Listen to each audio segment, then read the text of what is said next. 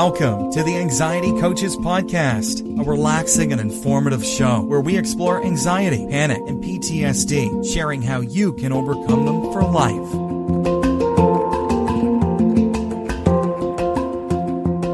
Aloha! Welcome back to the Anxiety Coaches Podcast.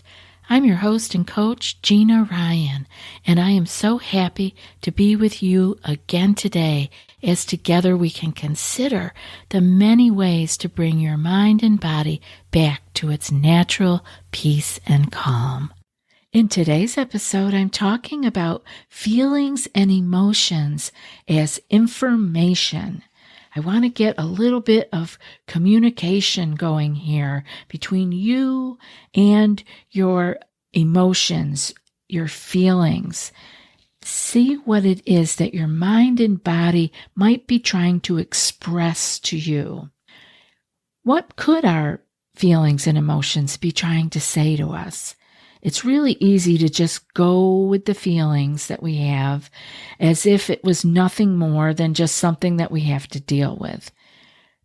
It's good to question the feelings or the emotions to see if there may be a message included, if there's some kind of communication that is trying to be bubbling up.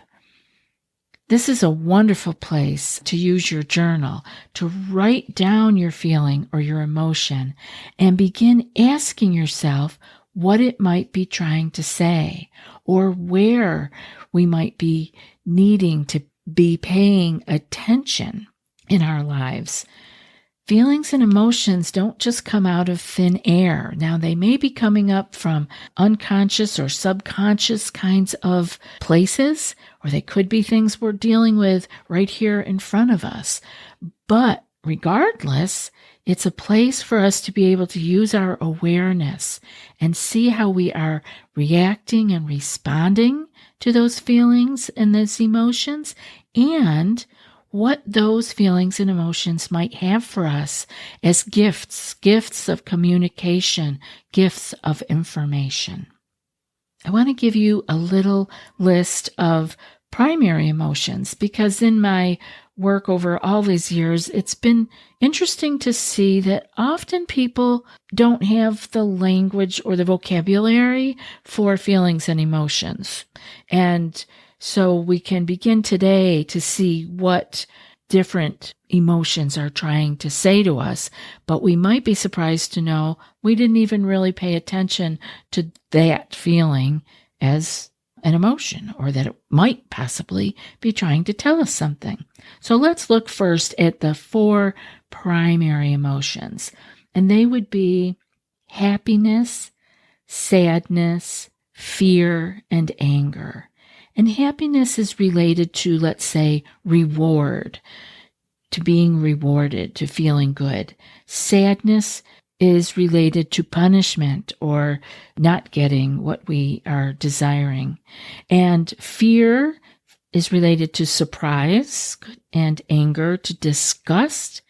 And the fear and anger are coupled together and often labeled as stress. So anything in life can be stressful. Obviously, even exciting, fun things can be. But the fear and anger are together very, very stressful. And so feeling our feelings doesn't come automatically to many of us. And so just taking the awareness over the next few days, or even the day that you've just heard this episode, you could pay attention to what you're feeling. Like, am I feeling happiness or sadness? Am I feeling fear or anger? Even just noticing those big, broad emotions can be helpful.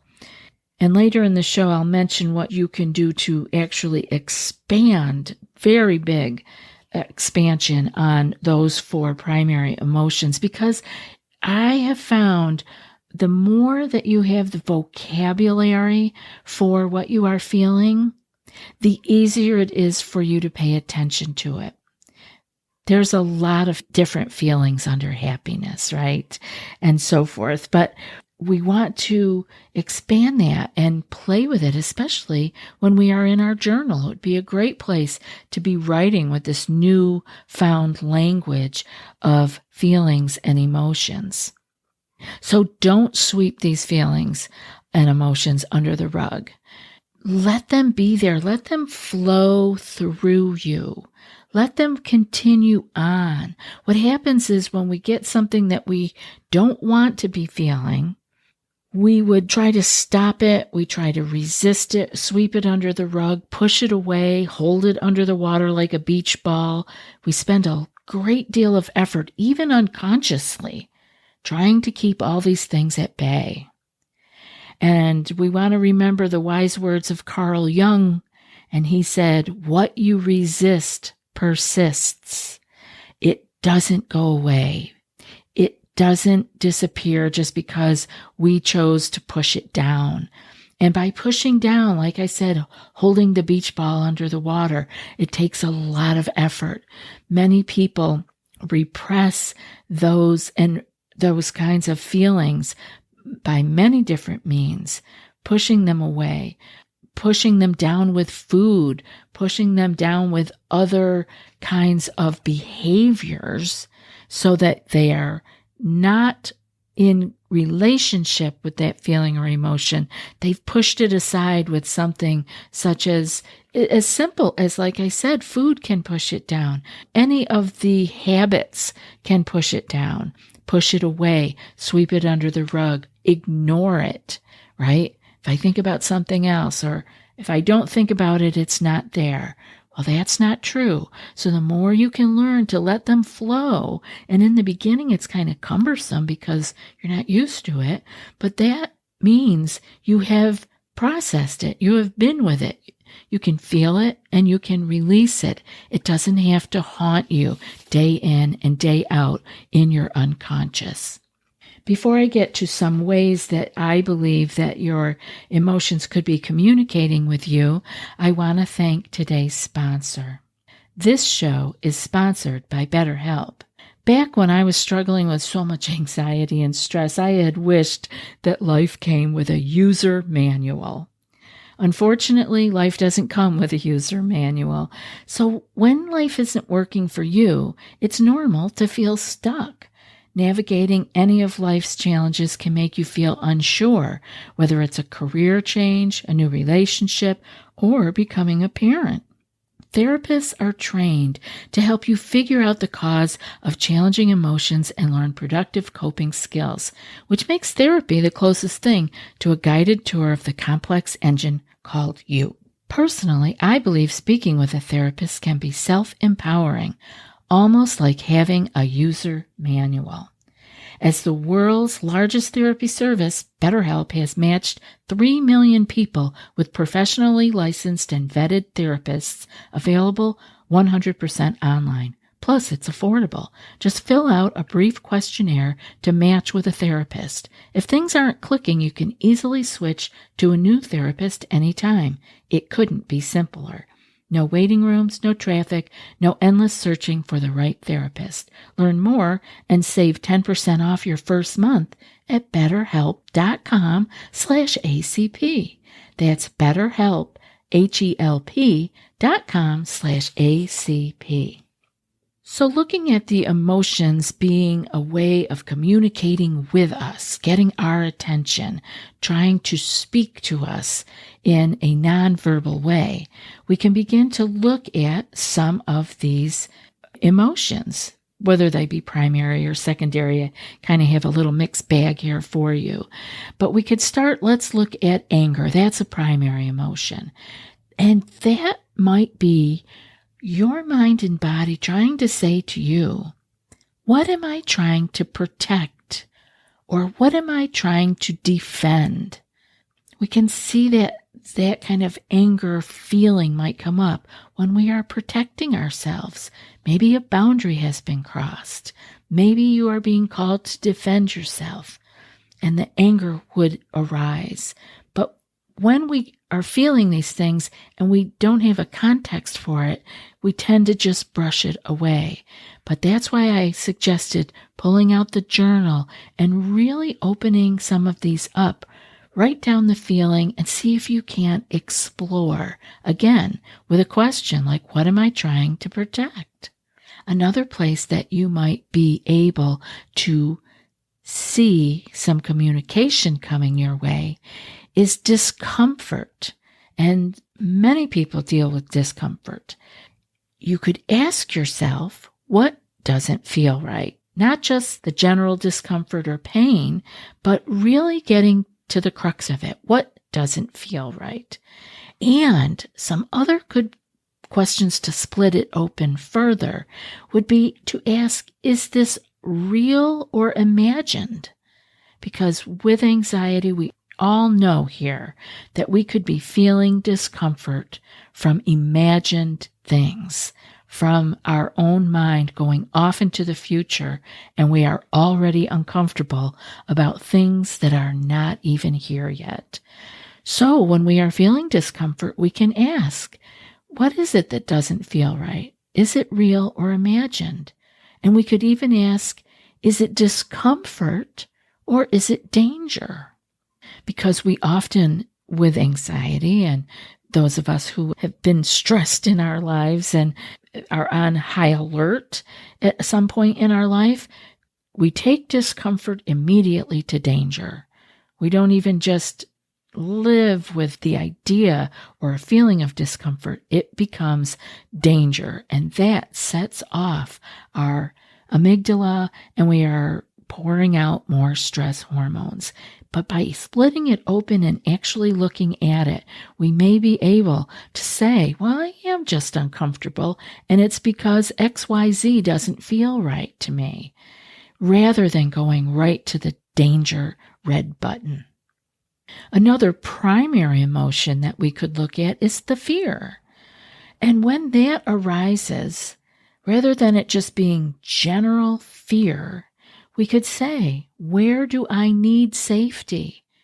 We could ask, am I already safe, but my body is in a stressed state signaling danger? Because we could be safe, but our amygdala is on high alert or has already taken off, and you're sliding down the wormhole, and you are in fear. You may physically and mentally and emotionally be safe, but it is that stressed part of you that is signaling the fear. By asking questions when we feel the feeling, we begin to see a little bit more about where this is coming from. And once we realize we are safe, once we have that idea, oh, but I am safe, I'm feeling fear, but I am safe, then we can send that message both with our thoughts and with our body that safety is here. And with our body, we do that by slowing down our exhale, by relaxing our muscles on purpose, clenching our fists and letting them relax, sending to our mind that we are safe. And that's our job. So another primary emotion under happiness would be joy, right? Joy is the secondary emotion under happiness. So when you feel joy, because I don't want you to just focus on the negative pieces, let's throw in some, in our journal, some really good emotions that we're having that we like and that we would, yes, please, more, thank you, right? Joy. And when we are feeling joy, it is because this means something to me. Whatever is going on, it is meaningful and deep to us. And it is giving us that reward, happiness feeling. But the joy is because it means something to me. And with this, I want you to celebrate this in your journal. Notice what it is that holds meaning for you. Because the more you pay attention to that, the more you will see it in your life. So write down those joyful times. Spend some time with that primary emotion of happiness. Then we can move on to something like jealousy. What would jealousy be? That's threat of loss. When we are jealous, we are under the threat of losing something, obviously something important to us. So we want to pay attention to that. See what it is if you ask this question, what is it that I too aspire to? This is a great question to ask. If you are jealous of something that someone else has or has achieved, maybe you want to check in with yourself. If it isn't so much of a threat of loss, but the flip side to that coin, which is, what do I desire to have? What is it that I aspire to? This is why we can take joy in other people's accomplishments, because we are on our own path for our own accomplishments. But when it comes up as jealousy, it may be that you need to spend more time in your own questioning of what you want to accomplish and do in your life and make yourself moving in that direction. And finally, I have aggression. Aggression is a secondary emotion, and aggression can come from, what am I trying to survive? So aggression would be under the primary emotion of anger, aggression being the secondary emotion. What am I trying to survive? We can feel aggressive when we are striving to protect ourselves and survive, when we are in a survival mode. It is important for us to be able to locate some of these feelings in us, some of these emotions, and just know they are things that are alive in us for a reason. And we can communicate with our own mind and body by the thoughts that we think, and that the ways that we can slow our breath work down, by the way we can relax our muscles, that we can release our stress hormones through exercise, all of the other things that we have chatted about here in the past. But for the list of emotions, so that you can increase your feeling vocabulary, I would like for you to Google that. There are many of them around, but the ones that I have used in the past when working with clients was from Marshall Rosenberg's Nonviolent Communication website. So you can go to the NVC or Nonviolent Communication website, and they have so much information on there that will really help you to begin to feel, what are these primary emotions? Feel them, recognize them, feel them, and then see the secondary emotions under them. They are even broken out into what you are feeling when your needs are being met and what you are feeling when your needs are not being met. This is a beautiful place to expand your vocabulary of feelings and emotions. And when you can have more communication with those feelings and emotions, you won't be resisting them, and maybe they will not persist. I hope this episode has been helpful, and that you will share the show with someone that may need just a little more peace and calm in their life. We never really know who's suffering in silence. Before I read today's quote, I was wondering if you prefer the show without ads, or perhaps you might like to have access to the entire back catalog of over 600 episodes. Maybe you'd like some bonus meditation episodes. All of that and more are available for $5 a month with our premium Supercast membership. Go to anxietycoaches.supercast.com and join us ad-free today. The link will be in the show notes. And now for today's quote. Emotion is more powerful than reason. Emotion is the driving force behind thinking and reasoning. Emotional intelligence increases the mind's ability to make positive, brilliant decisions. And that's from Dr. T.P. Chia. I'll be back in a few more days with another podcast. Until then, be well and aloha. Thanks so much for joining us for today's episode of the Anxiety Coaches Podcast. Find more information at theanxietycoachespodcast.com.